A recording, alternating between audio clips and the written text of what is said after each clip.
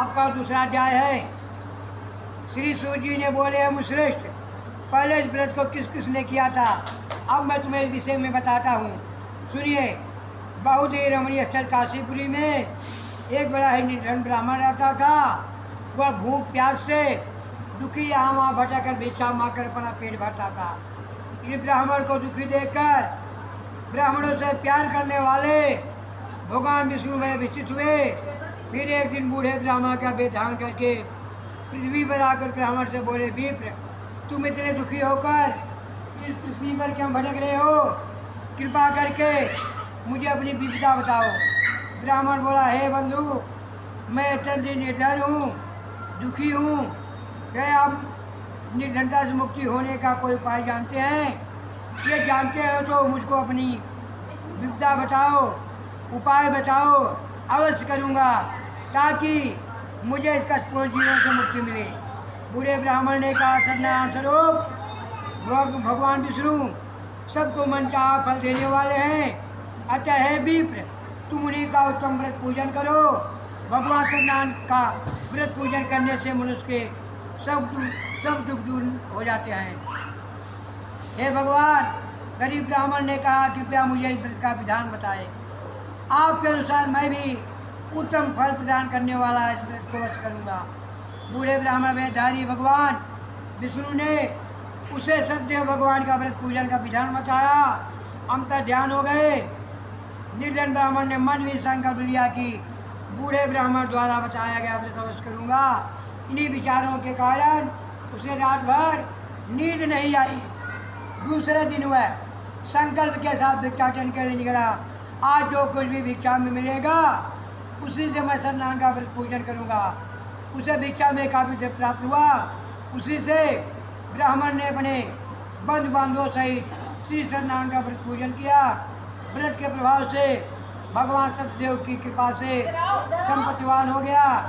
उस ब्राह्मण ने प्रतिमा व्रत आरंभ कर दिया और अंत में सब पापों से मुक्त होकर मुझको प्राप्त हुआ।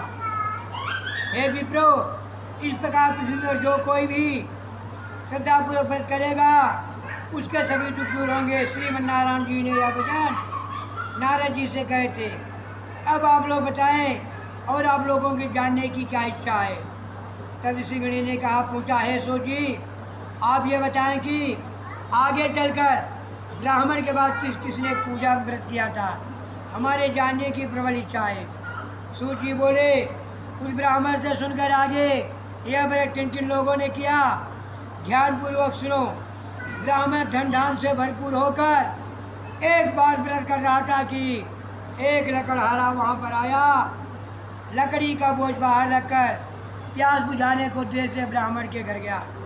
वहाँ उसने ब्राह्मण को देखा हुआ अपने बंधु बांधवों सहित भगवान श्री सत्यनारायण का व्रत पूजन कर रहा था। वह सब कुछ देखकर लकड़हारे को बड़ी उत्सुकता हुई। उसने ब्राह्मण को प्रणाम करके पूछा, हे ब्राह्मण देव, आप यह किसका पूजन कर रहे हैं? इस पूजन का फल क्या मिलता है? इसकी विधि क्या है? मुझे बताइए। ब्राह्मण बोला, है भाई लकड़हारे, हम सब भगवान सत्यनारायण का व्रत पूजन कर रहे हैं। सत्यदेव भगवान का व्रत सभी मनोरथों को सिद्ध करने वाला है, सुख फलदायी है। इन्हीं के कृपा से मेरे घर में यह सब धन धान सुख वैभव है। यह जानकर लकड़हारा बहुत प्रसन्न हुआ और प्रसाद ग्रहण करके जल पी करके बाहर आया और अपना गट्ठर उठाकर लकड़ी बेचने के लिए शहर की ओर चल दिया। रास्ते में चलते चलते उसने सोचा कि आज यह लकड़ियाँ बेचकर जो भी धन प्राप्त होगा उसी से मैं भी भगवान सत्यनारायण का व्रत पूजन करूँगा। यह संकल्प करके वह बस्ती को चल दिया। कहाँ? जहाँ नगर के अमीर लोग रहते थे। भगवान सत्यनारायण की ऐसी कृपा हुई, उस दिन उसे लकड़ियों के दूने दाम प्राप्त हुए। लकड़हारे ने प्रसन्न होकर पके केले, शक्कर, घी, दूध, गेहूं का आटा सवा बनाकर खरीद लिया, अपने घर को चल दिया। लकड़हारे ने अपने भाई बंधुओं सहित विधिपूर्वक भगवान का पूजन व्रत किया। व्रत के प्रभाव से वह पुत्रवान धनवान बन गया।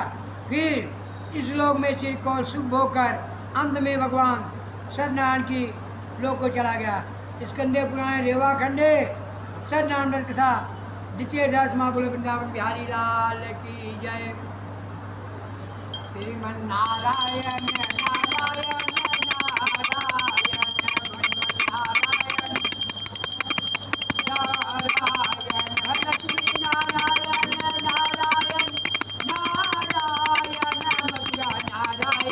नारायण बोलते जाइए।